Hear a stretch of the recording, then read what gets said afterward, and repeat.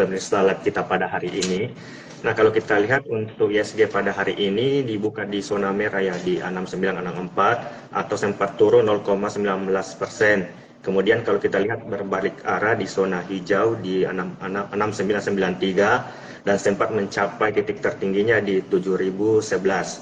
Nah, kalau kita lihat untuk IHSG ya bisa dikatakan belum mampu menembus untuk level psikologisnya di 7000 ya. Nah, kalau kita lihat untuk transaksi hari ini sudah mencapai 3,8 triliun, sebanyak 280 saham menguat dan 274 saham melemah dan 217 saham stagnan. Nah, kalau kita lihat untuk IHSG hari ini secara sektoral, sektor yang paling banyak mengalami kenaikan yang pertama ada di sektor transportasi dan juga teknologi. Untuk sektor transportasi naik 1,44%, kemudian teknologi juga naik 1,2%. Nah, untuk saham-saham yang paling aktif ditransaksikan di sesi 1 hari ini ada yang pertama ada Aman Mineral Internasional yang turun 2,97%. Terus yang kedua ada Brand ini melanjutkan kenaikan dari kemarin-kemarin atau hari ini masih naik 7,11%. Kemudian ada BBCA juga yang turun 1,10%. Kemudian yang menarik ada Goto juga yang mengalami penguatan 3,57%. Nah, untuk update secara detail dan mendalam mungkin nanti bisa dilanjutkan oleh Mbak Pani ya, Pak Pai. Oke, ya. Untuk saat ini ya secara sektoral di balik kenaikan IHSG masih ada 4 sektor ya yang berada di zona merah, IDX Basic, Health, Non-Cyclical dan juga Property dan Real Estate. Nah, ini saya ke Mbak Fani nih. Kalau saya melihat ini secara 1 minggu terakhir ini Mbak Fani, IHSG sudah menguat 2,23% ya. Di mana minggu lalu itu cuman di hari Kamis ya. IHSG turun tipis ya sebenarnya di hari Kamis. Nah, ini pertanyaan untuk Mbak Fani.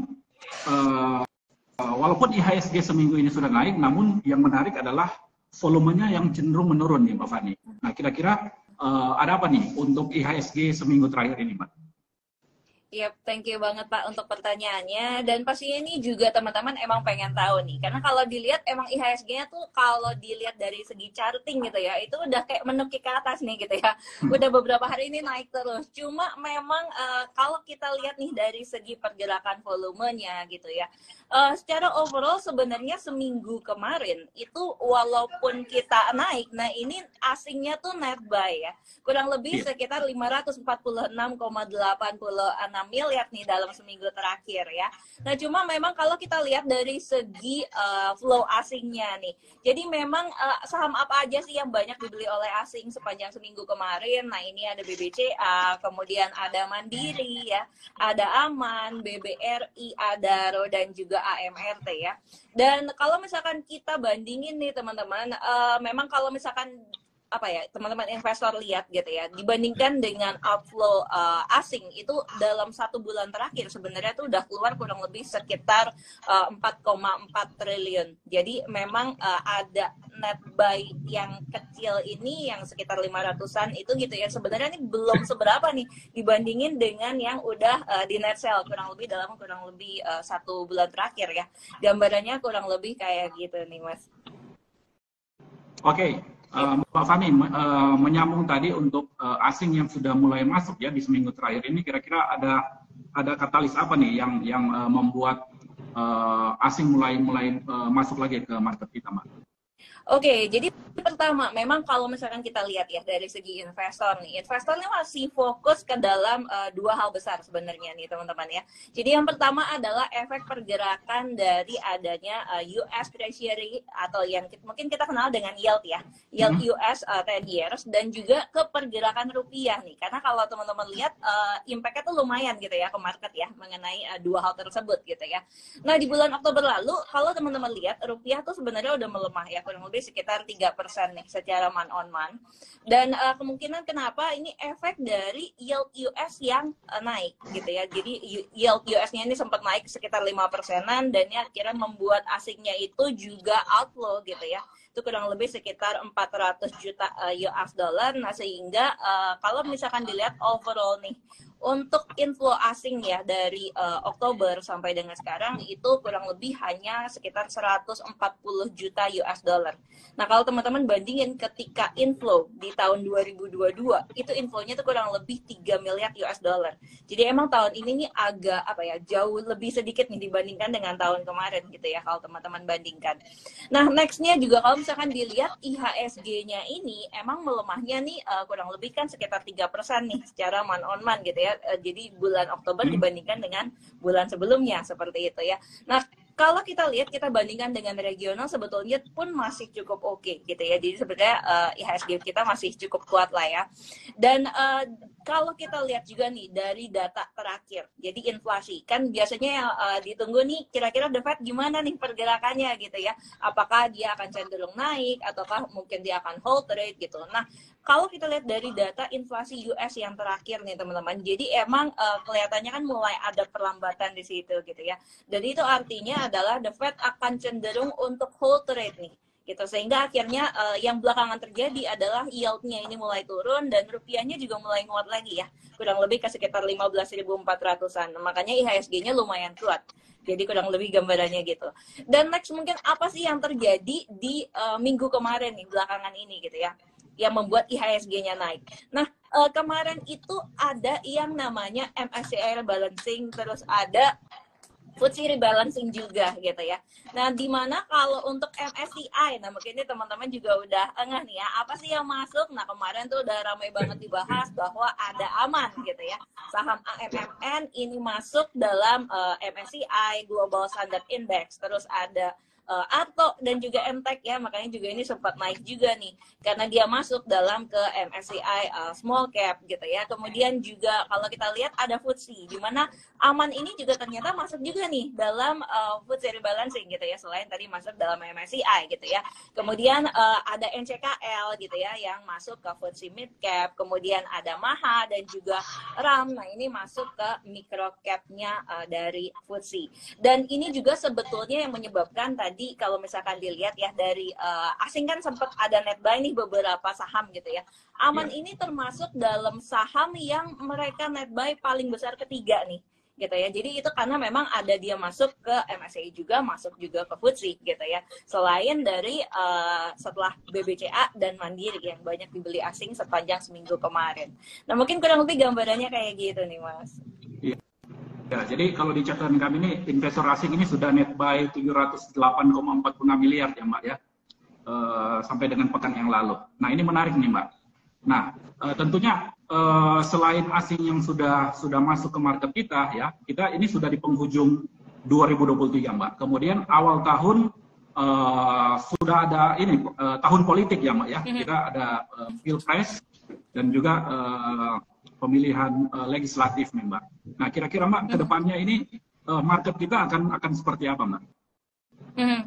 Oke, ini kalau misalkan mau ngomongin pilpres ya, ini kan berarti masih tahun depan nih ya Mas ya. Iya. Nah, mungkin mau dibahas yang pendek dulu atau mau yang long term-nya dulu nih Mas? Boleh. Yang long term dulu deh. Long term dulu ya. Oke. Kalau misalkan secara long term nih kita ngomongin mengenai udah deket-deket pilpres gitu ya. Sebetulnya apa sih ekspektasinya? Biasanya adalah kalau misalkan kita udah deket-deket dengan pilpres gitu ya. Tadi juga mungkin nih ada teman-teman yang tanya nih kira-kira view-nya kayak gimana gitu ya. Akan positif kemana gitu ya.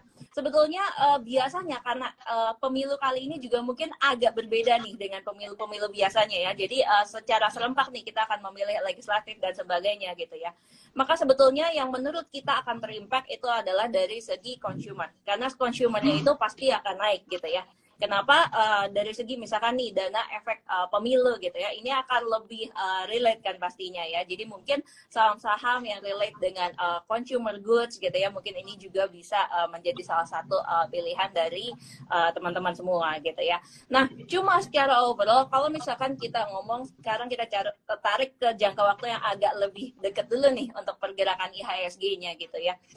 Overall memang sepanjang kita masih nunggu pemilu gitu ya, apa sih kira-kira kira-kira faktor yang bisa buat IHSG nanti bisa naik lagi nih? Karena kalau teman-teman lihat emang cenderung masih agak sepi belakangan gitu ya. Dalam minggu ini sebetulnya yang paling ditunggu oleh investor adalah pengumuman BI rate nih.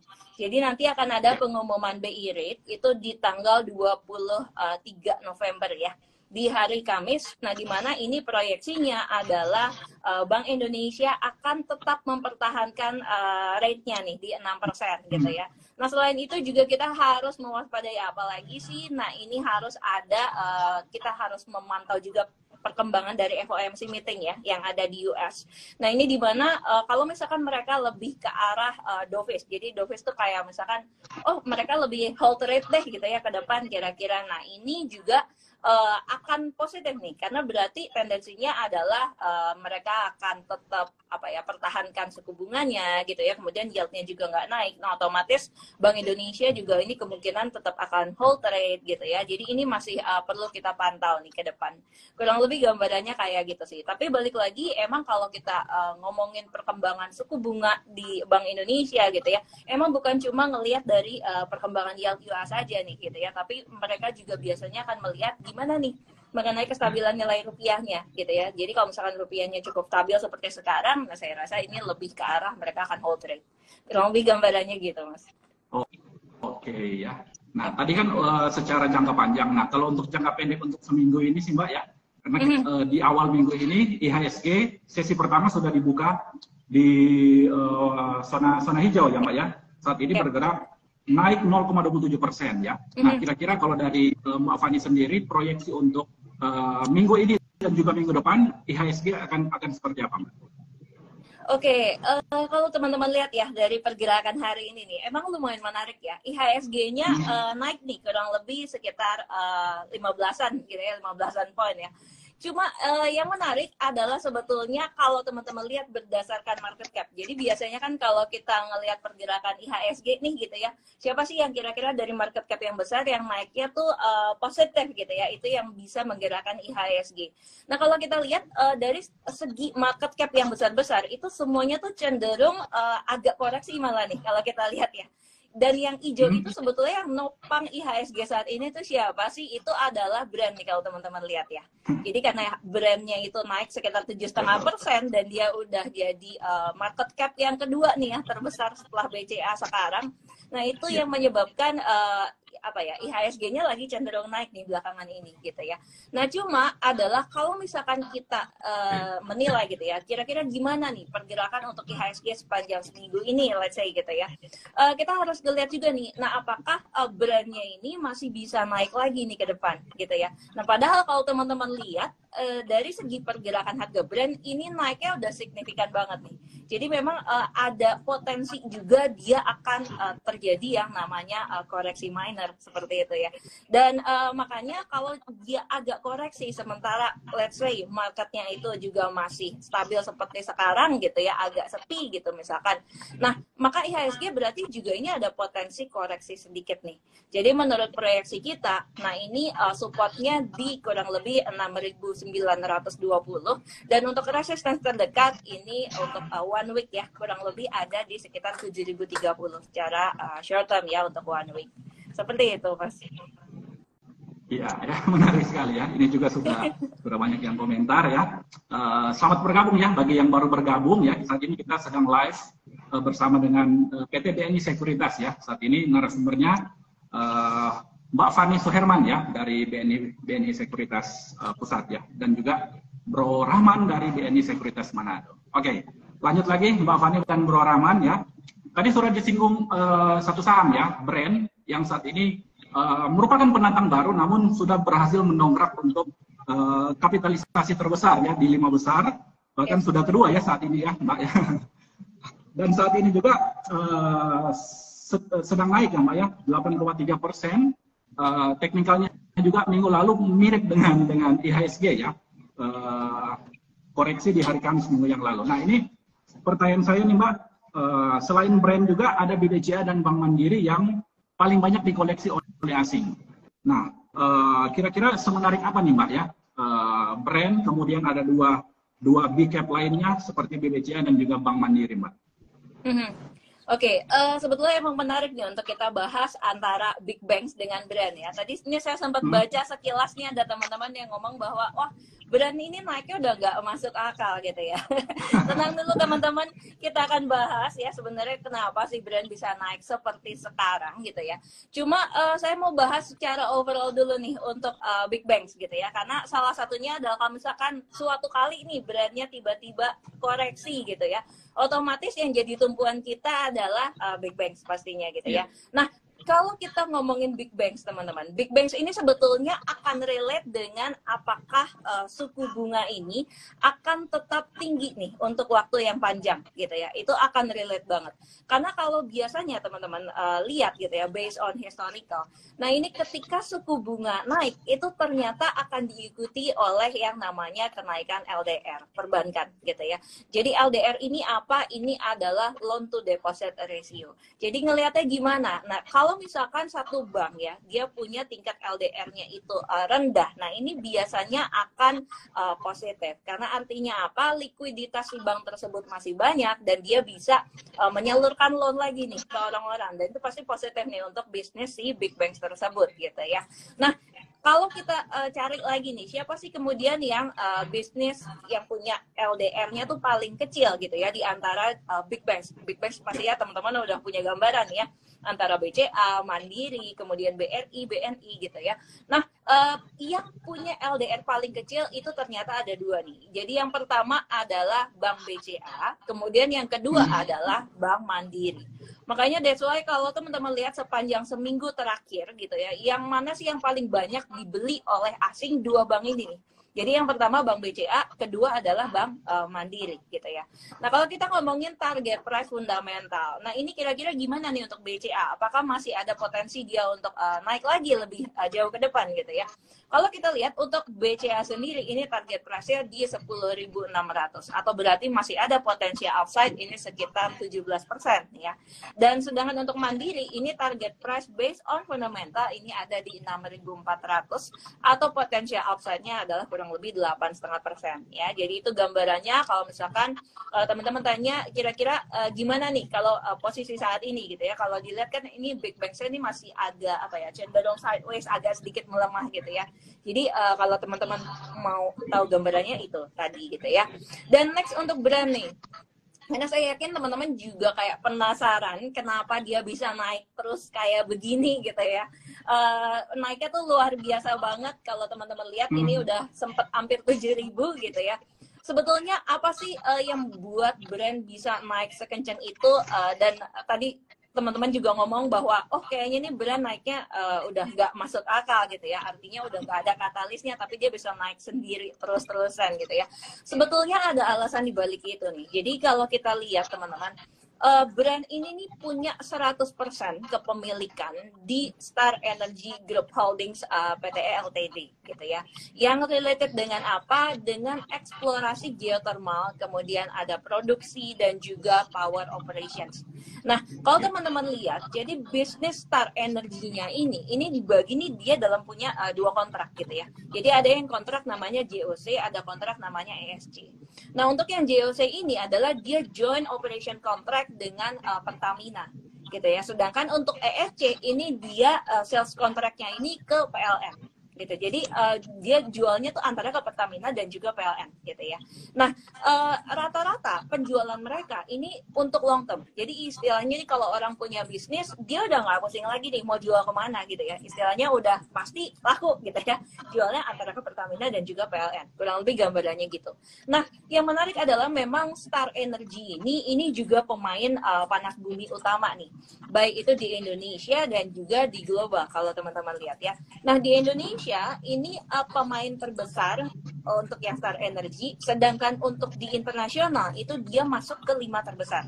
Jadi makanya teman-teman bisa bayangin dengan expectation ke depan ya untuk Indonesia ini bakal jadi leading market share nih untuk geothermal gitu ya. Nah itu kita targetinnya berapa sih? Untuk market share itu bisa nyampe sekitar 35% nih di tahun 2030 ya. Dibandingkan dengan saat ini itu kurang lebih market share-nya masih sekitar 19%. Makanya kenapa bisnisnya sebetulnya masih cukup menarik nih. Jadi nggak heran juga gitu ya bahwa si brand ini bisa naiknya seperti itu. Kurang lebih gambarannya gitu. Tapi kalau teman-teman nanya, kira-kira gimana nih valuasinya brand? Berapa sih gitu ya? Mungkin teman-teman penasaran ya. Jadi kita emang belum bisa share untuk segi valuasi brand itu harganya di berapa sih based on fundamental gitu ya. Cuma based on technical nih. Kalau menurut aku ini brand bisa coba naik ke sekitar 7.150 seperti itu ya. Dan supportnya di mana kalau misalkan nanti ada sedikit kita sebut koreksi minor ya. Nah ini mungkin teman-teman bisa watch di sekitar 6.000 sampai dengan 6.400 ya. Mungkin itu gambarannya Mas. Oke, menarik sekali ya, Mbak Fani dan juga teman-teman. Dan ini Bro Rahman nih ya, sepertinya dari tadi ada yang mau disampaikan nih. Mungkin mau menambahkan nih Bro Rahman apa yang sudah disampaikan Mbak Fani tadi? Iya, baik. Terima kasih Bapak. Ya, sangat menarik ya untuk pembahasan kita pada siang hari ini. Nah, terkait tadi yang brand, nah kira-kira untuk Pius brand secara teknikal apakah masih menarik untuk trader ataupun investor Mbak Fani? Mengingat harganya sudah naik tinggi dan juga udah pernah disuspend. Kira-kira bagaimana Mbak Fani untuk brand ini? Betul, jadi memang tadi balik lagi ya, secara overall sebenarnya memang aku sih lebih ngelihatnya bahwa si brand ini masih ada potensi dia untuk koreksi minor dulu sih gitu ya. Justru kalau dia nggak koreksi hajar naik terus ini agak-agak ngeri juga gitu ya. Karena kelihatannya udah agak rentan koreksi. Cuma tadi balik lagi, kalau kita ngomongin target price, saya rasa ini bisa nih ke sekitar 7.000 sampai 7.150. Ini based on technical gitu ya kalau kita ngomongnya, bukan based on fundamental.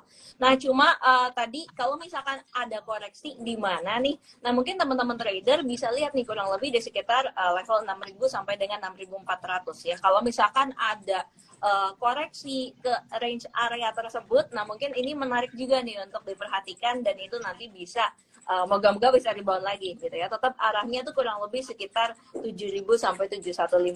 Mungkin itu ya untuk para trader ya. Oke, baik Mbak Fani. Untuk brand kan masih sangat menarik untuk trader ataupun investor. Nah, kalau kita lihat untuk menjelang akhir tahun ini, mungkin ada saham atau sektor yang menarik selain brand dan juga Big Bang ya, Mbak Fani. Oke, kalau kita ngomongin mengenai kira-kira saham apa yang menarik nih ya, selain tadi kita udah bahas Big Banks, kemudian udah bahas juga ada brand yang cenderung naik terus gitu ya. Nah, tadi pagi itu sebetulnya kalau kita di BNI Sekuritas itu ada yang namanya Morning Invest View. Nah, itu biasanya kita akan bahas tuh ya, kira-kira apa sih yang menarik. Nah, tadi pagi tuh emang kita ada bahas salah satunya adalah PGO juga nih, gitu ya. Dimana tadi PGO-nya sempat naik sekitar 2, sekian persen gitu ya naiknya ya. Dan tadi juga ini saya sempat baca nih di pertanyaan teman-teman gitu ya, nih PGO kira-kira nih masih bisa naik atau enggak nih, karena emang pergerakannya relate nih gitu ya dengan brand kan, sama-sama geothermal gitu ya. Coba ya, kita akan coba lihatin untuk PGO. Jadi ini tadi pagi emang kita bahas dan sebetulnya ini udah lumayan naik nih ya, sesuai dengan mendekati target kita, di mana ini udah mulai naik sekitar 2,6% ya untuk PGO. Untuk sesi 2 mungkin ya, nah ini gimana nih pergerakan dari PGO? PGO kalau menurut aku pribadi ini akan coba untuk menembus di atas 12.50 dulu yang terdekat ya. Dan kalau dia berhasil nembus di atas 12.50, ini dia ada potensi untuk coba naik ini ke sekitar 1.300. Ini untuk yang level yang paling dekat lah ya, untuk di sesi 2 nanti. Jadi mungkin teman-teman bisa watch, karena emang balik lagi, kalau kita ngomongin bisnis, antara brand PGO ini hampir mirip gitu ya, sama-sama geothermal, kurang lebih gambarannya kayak gitu ya. Nah, next tadi mengenai pertanyaan Mas Rahman nih ya, selain kalau misalkan nih, apa nih yang bisa menarik gitu ya untuk kita watch juga, selain tadi ada Big Banks, ada brand yang punya market cap besar. Nah, teman-teman bisa watch yang namanya Astra International. Kenapa? Nah mungkin teman-teman nanya, ini Astra kayaknya kurang menarik deh, karena lagi downtrend banget gitu kan ya. Tapi sebenarnya teman-teman, kalau kita ngomongin prospek gitu ya, kita expect ke depan sebetulnya ekonomi Indonesia kan masih cukup kuat nih gitu ya. Dimana kalau kita expect GDP-nya nanti akan bertumbuh dan Indonesia itu sebenarnya nih akan coba menembus angka 5.000 US dollar GDP per kapita gitu ya. Nah, which is by historical kalau kita bandingin gitu ya antara negara kita dengan negara yang lain.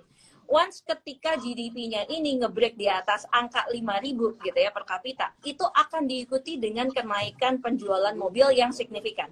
Gitu. Jadi kita expect sebetulnya kalau misalkan benernya GDP-nya akan naik lumayan gitu ya, dan kita expect berarti si penjualan mobilnya ini juga bakal meningkat ke depan gitu ya. Makanya menurut kita Astra International bisa jadi salah satu yang bisa teman-teman watch gitu ya. Dan mungkin kalau mau detailnya gimana ini bisa nonton nih di YouTube kita karena itu ada di Morning Invest yang tadi pagi kita bahas ya. Dan Astranya lumayan tadi pagi pas abis kita bahas nih naik sekitar hampir mendekati 2% teman-teman gitu ya. Dan target untuk Astranya sendiri nih di berapa sih untuk target fundamentalnya? Nah, ini ada di sekitar level 7.100 teman-teman ya. Jadi mungkin itu gambaran yang masih menarik nih. Kalau misalkan mau cari kira-kira apa yang selain big banks dan juga brand ya. Kurang lebih gambarannya itu, Mas. Baik, terima kasih Mbak Fani. Mungkin Papai masih ada pertanyaan atau mungkin di kolom chat ada pertanyaan bisa dibacakan Papai. Kita mau baca pertanyaan nih Mbak Fani atau gimana Mbak? Ya. Kita mau jawab pertanyaan atau gimana Mbak? Boleh, silakan jawab Mas. Boleh ya, kita pilih pertanyaan yang sudah disampaikan sebelumnya ya. Iya. Nah mungkin yang ini ya dari Sinan Rester ya, sorry kalau salah baca ya. Kalau untuk jangka pendek, mending pilih saham yang mana nih mungkin ya Mbak ya, atau sektor yang mana nih? Tadi pagi itu sebetulnya saya sempat share ya ada beberapa pilihan saham. Jadi kalau untuk yang short term itu emang kayaknya kita harus nyari nih kalau untuk strategi yang saat ini ya. Kita harus nyari yang mana yang kira-kira udah turunnya lumayan gitu. Nah, salah satunya adalah tadi kita ke saham WIIM teman-teman. Dan kalau misalkan teman-teman lihat untuk WIIM itu hari ini lumayan ya naiknya hampir 3%. Karena kalau teman-teman lihat based on charting untuk yang saham WIIM ini emang udah lagi lumayan agak koreksi kan beberapa hari ini gitu ya. Makanya menurut kita ini menarik untuk di watch nih. Dan tapi karena emang ini udah nyentuh target kita nih ya untuk di sesi 1 ini. Jadi targetnya itu kurang lebih kan sebenarnya yang paling dekat tuh di mana sih? Itu ada di sekitar 3.200 dulu nih ya untuk WIIM. Nah, jadi kalau misalkan nanti di sesi 2 ini nge-break di atas itu, nah mungkin ini masih akan coba untuk naik ke berapa nih? Yang paling dekat ke sekitar 3.260 dulu secara short term sampai di sekitar 3.400 ya. Mungkin ini gambarannya untuk WIIM. Sedangkan supportnya ada di mana? Supportnya untuk saat ini nih ada di 3.080 untuk WIIM Mas, gitu. Itu ya, Yep. Satu insight ya dari WIIM. Bro Rahman masih ada waktu kita, Bro Rahman?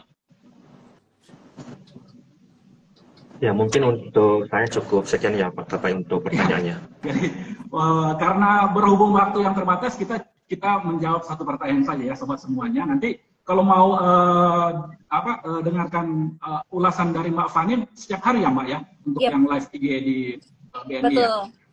Betul, kita selalu ada setiap pagi kita akan kasih insight ke teman-teman gitu ya, kira-kira apa yang menarik.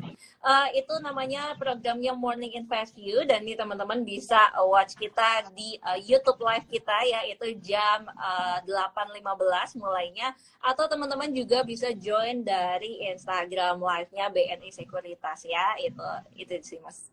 Iya, connecting ya. Jadi yang belum follow akunnya BNI Sekuritas, follow sekarang juga ya untuk bisa mendapatkan informasi setiap paginya di live Instagram. Oke, mungkin kita sudah di penghujung untuk sesi live Instagram kita. Namun pertanyaan terakhirnya mungkin untuk Bro Rahman. Nah, itu kan di flyer untuk kegiatan kita kan ada cashback 100.000 rupiah ya. Mungkin bisa dijelaskan tuh Bro Rahman, gimana tuh caranya dapat cashback 100.000? Nah, sedikit informasi nih untuk teman-teman Sobi dan pemirsa live kita pada hari ini. Nah, di sini saya akan bagikan 100.000 khusus 2 nasabah yang buka akun di BNI Sekuritas ya. Pak Pai di bulan November ini. Nah, jadi siapa tercepat untuk buka account di Benis, nantinya bakalan dapat cashback sebesar 100.000. Nanti bisa langsung DM di Instagram kami untuk dibantu untuk pembukaan akunnya. Nah, menyambung tadi yang telah disampaikan Mbak Pani terkait dengan kegiatan edukasi yang setiap harinya ada morning MPSPU. Nah, di sini juga kami ada trading bareng ya Mbak Pani. Khusus untuk nasabah BNI Sekuritas dilaksanakan 2 kali seminggu setiap hari Selasa dan Kamis. Nah, jadi buat teman-teman yang berada di Sulawesi Utara bisa mampir di kantor kami di kawasan BNI Megamat lantai 3. Nanti bisa dibantu untuk proses pembukaan akunnya. Mungkin itu Pak Pai. Oke, itu ya informasinya. Kalau mau langsung bisa DM ya ke BNI Sekuritas Manado ya. Oke, masih adakah Mbak Fani, Bro Rahman yang mau disampaikan sebelum kita menutup untuk live Instagram ini? Oke, mungkin kalau misalkan teman-teman masih bingung nih gitu ya, pengen investasi saham tapi mungkin butuh guidance lebih. Nah, ini cocok banget nih untuk kalian buka rekening di BNI Sekuritas. Kenapa? Karena kita tadi seperti yang Bro Rahman bilang ya, jadi ada yang namanya trading bareng. Jadi kalau hari Selasa dan juga Kamis itu ada trading bareng dengan saya dan juga ada rekan saya Kevin gitu ya. Jadi ini teman-teman akan di guidance kira-kira apa sih yang menarik di hari itu gitu ya. Jadi kalau trading bareng tuh kita akan coba cariin entah itu kalau bisa sahamnya tuh yang benar-benar short term banget gitu ya. Kalau bisa yang berapa menit bisa naik gitu ya, itu kita akan coba cariin kira-kira mana yang menarik gitu ya. Kemudian pastinya kita juga akan bicarakan gitu ya, katalisnya apa sih saham tersebut kira-kira bisa naik gitu ya. Nah mungkin ini akan sangat berguna untuk teman-teman kalau misalkan teman-teman butuh guidance, kurang lebih gambarannya kayak gitu ya. Itu sih Mas. Oke ya, menarik sekali ya. Namun ya tidak terasa ya, kita sudah 30 menit lebih ya di live Instagram ini. Kita akan akhiri. Sekali lagi terima kasih Mbak Fani Suherman ya dan juga Bro Rahman dari PT BNI Sekuritas atas semua informasi yang sudah disampaikan. Nanti kita ketemu lagi ya Mbak Fani dan juga Bro Rahman ya. Kita live bareng lagi ya, mungkin bulan depan ya. Oke, terima kasih semuanya. Sampai jumpa di lain waktu ya. Selamat siang. Thank you semua. Selamat siang. Mbak Pani. Ya, selamat makan.